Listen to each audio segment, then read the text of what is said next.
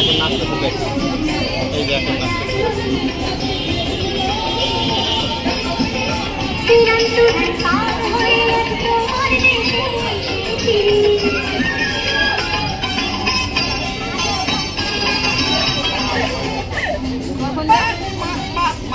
খুবই সুন্দর, খুবই সুন্দর, মনোরম। তালি, জোরে তালি। এইরকম নাচ গানের জন্য প্রচুর প্রচুর তালি, তালি তালি তালি তালি তালি। এটা আবার কে? হ্যাঁ, এরকম পোশাক গায়ে কেমন তালি দেখা যায়? আপনি আবার একবারা বাউল নাকি? ও ভাই, ও বাউল ভাই, আপনি কি আসল বাউল নাকি নকল বাউল? কেন, আমাকে দেখে কি বোঝা যায় না আমি আসল বাউল নাকি নকল বাউল? হ্যাঁ, ব্যবহারে বংশের পরিচয়, পোশাকে কিচ্ছি না না না না না, পোশাকে কি আর সকলের পরিচয় মেলে? আচ্ছা আচ্ছা বাউল ভাই, বলো তো বাউল শব্দের অর্থ কি? তাহলেই বোঝা যাবে তুমি আসল নাকি নকল। বাউল শব্দের অর্থ হলো অনুসন্ধানকারী, মানে ঊর্ধ্বগামী। আমি আমার সুরের মাধ্যমে স্রষ্টাকে খুঁজছি। বাউল ভাই, তোমার কথা শুনে মনে হচ্ছে তুমি আসলেই বাউল। বাউল ভাই, তোমার মিষ্টি সুরেলা কণ্ঠের একটা গান শোনাও। তোমার গান শুনে আমাদের সকলের পরাণটা জুড়ায়। লোকে বলে আমার ঘরে নাকি চাল উঠেছে, লোকে বলে আমার ঘরে নাকি চাল উঠেছে, নয় তো নয়, যাতে নয়, নয় তো নয়, যাতে নয়, লোকে বলে আমার ঘরে নাকি চাল উঠেছে, লোকে বলে আমার ঘরে নাকি চাল উঠেছে, নয় তো নয়, যাতে নয়,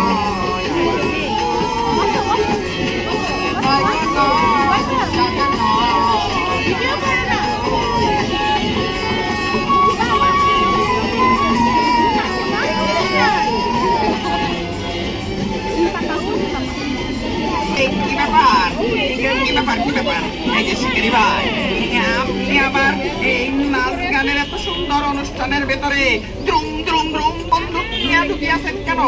কি ব্যাপার, কি ব্যাপার? হ্যাঁ, আপনি ভুল করে এখানে চলে আসিয়াছেন মনে হয়।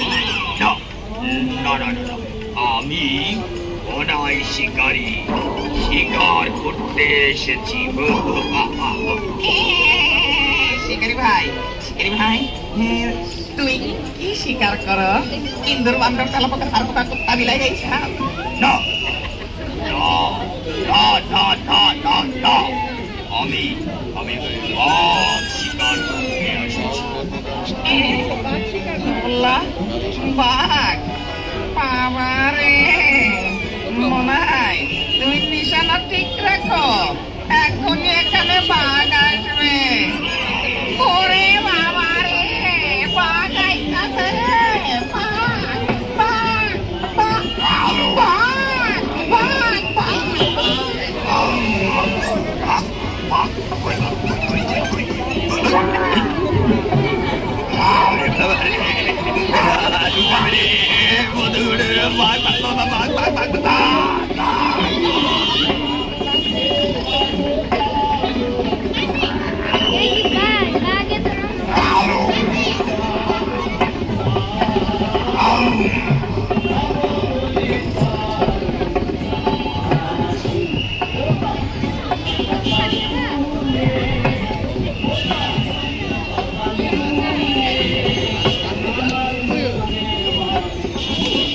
একেবারে মাঠে মারা পড়ছিল।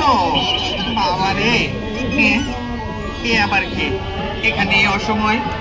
দিদি, আরে দিদি, তুমি আবার কে এইখানে অসময়ে কি করছো? ভাই, মনে যা শান্তি নাই, তার আবার কিসের সময় অসময় বলো? দিদি, আমার মনে আবার কিসের অশান্তি? এই তুমি কোথা থেকে আসলা? আমি চট্টগ্রামের পাহাড় থেকে এসেছি যে আমি পাহাড়ি আদিবাসী, তোমরা যাকে উপজাতি বলো এটা কিন্তু ঠিক না যে। দিদি তুমি এমন ভাবে কথা বলছো কেন? তোমার কথা বলা দেখে মনে হচ্ছে তোমার মনের মাঝেই অনেক বড় দুঃখের পাহাড় জমে আছে। ভাই কি আর বলবো যে বয়স হয়ে গেছে যে, কিন্তু এখনো আমার বিয়ে হয় নাই। বলো কি দিদি? দাঁড়াও, আজকে আমরা তোমার মনের দুঃখ দূর করে দেব।